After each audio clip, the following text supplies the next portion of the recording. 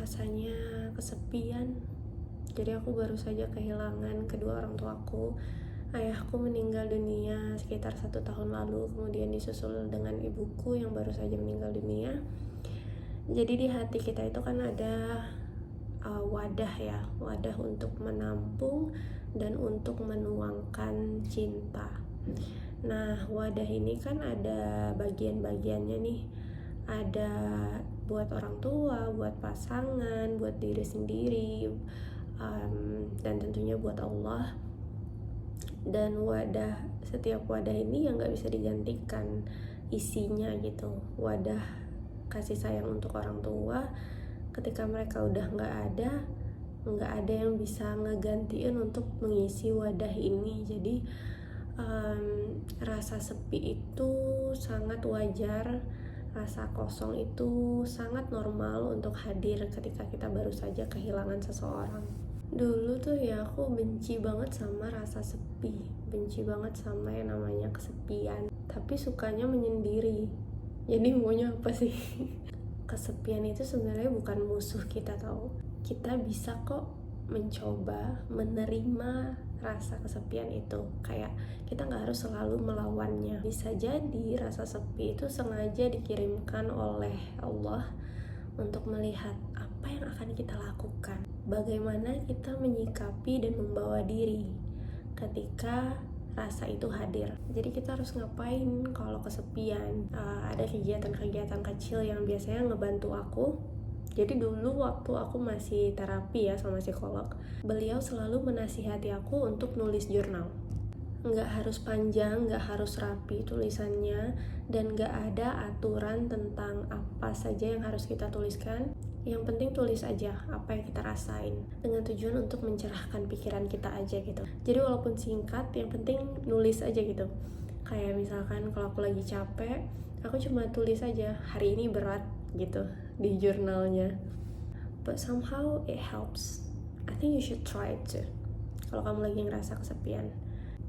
Dulu tuh ya aku punya banyak banget temen, sampai-sampai aku harus ngatur jadwal untuk ketemuan sama mereka. Kayak misalkan hari ini aku ketemu sama si A, terus 2 hari kemudian aku ketemu sama si B, sampai aku benar-benar harus ngatur jadwalnya buat ketemu siapa-siapa gitu ya.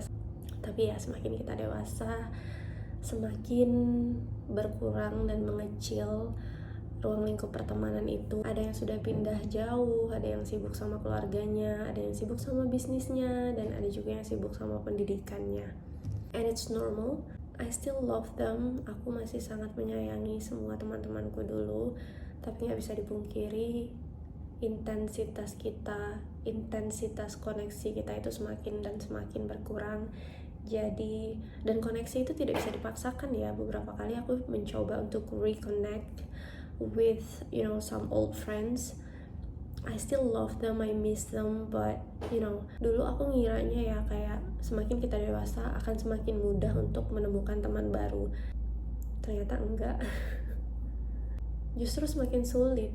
Iya, dulu aku mikirnya kayak semakin kita dewasa, bukankah kemampuan komunikasi kita akan lebih baik, dan kita juga lebih tahu pertemanan seperti apa yang kita mau. Jadi kita bisa menseleksi dan akan lebih gampang aja gitu untuk berteman dengan siapa saja. Ternyata tidak, ternyata salah.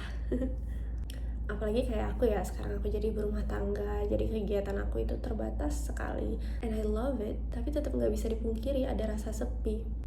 Iya, aku punya suami, aku punya anak, tapi 2 orang ini laki-laki, dan tetap beda sama yang namanya koneksi kita dengan sesama perempuan. Dan aku gak punya saudara perempuan. Jadi buat kalian yang punya saudara perempuan, meskipun kalian suka gak akur, suka berantem, you should be grateful, karena itu adalah sebuah anugerah.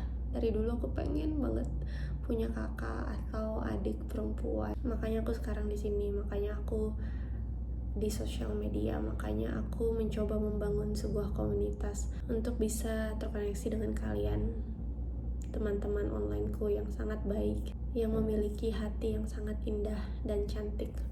Balik ngomongin wadah di hati kita tadi, jadi siapa yang bisa mengisi ketika ada kekosongan? Ya tentunya cuma Allah. Science bahkan bilang spiritual practices reduce loneliness karena kita merasa connected to something bigger than ourselves. So here's the thing, aku juga belajar untuk gak terlalu keras sama diri sendiri. Loneliness isn't always negative. Sometimes it's an invitation, space, a chance to reset. Kayak Allah lagi bilang, here, I'm giving you silence. What will you do with it? Sekarang aku coba melihat rasa sepi sebagai ruang buat menambah doa, ruang buat hadir sepenuhnya untuk anakku, untuk keluargaku, ruang buat numbuhin sesuatu yang sebelumnya nggak sempet bertumbuh. Kalau kamu yang lagi dengerin ini juga merasa kesepian, please know this, you're not broken, you're not weird, dan kamu nggak sendirian. Loneliness is part of being human. Jadi coba tulis isi hati kamu. Kalau tidak ada manusia yang bisa kamu ajak berbicara, tulis di sebuah buku, tulis di sebuah jurnal.